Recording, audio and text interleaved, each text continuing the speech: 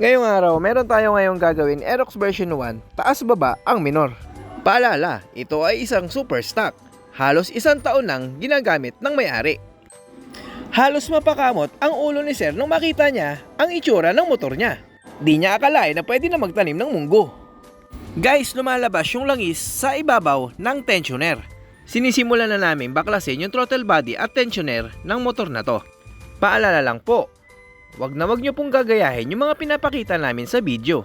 Kumonsulta muna kayo sa mga trusted na mekaniko na gumagawa ng motor nyo. Dahil hindi biro yung mga gastos at presyo ng mga pyesa. Pagbaklas namin ng throttle body, ito yung tumambad sa amin.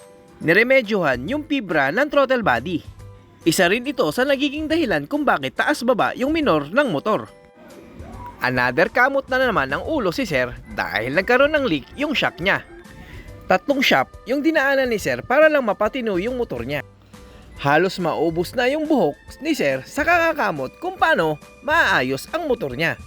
Guys, hindi na namin napakita kung paano namin nilinis yung throttle body at ibabaw ng motor ni Sir. Basta ang ginamit lang namin dito is degreaser at toothbrush. Tara, kabit na natin yung battery para mapaandar yung motor.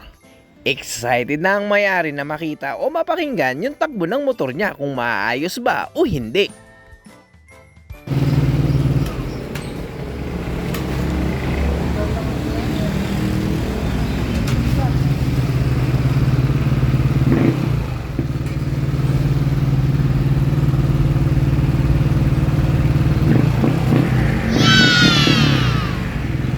Oh my God. Nung makita ni Sir nang wala ng pugak at maayos na ang RPM ng motor niya, halos umabot yung ngiti ni Sir sa kabilang tenga.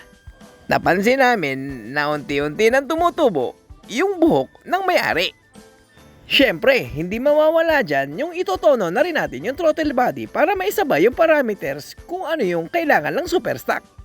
Naku po, sa sobrang dami ng issue ng motor ni Sir, talagang mauubos ang buhok sa ulo nito. Eto nga pala guys yung itsura or picture ng fibra. Kaya sa mga magpapagawa ng motor dyan, visit lang kayo sa aming Facebook page or TikTok account, JP Motors PH o Biyaherong Mekaniko.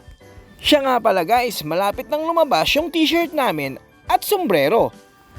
Ride safe guys, mas maganda lang bumiyahe na walang sira ang motor.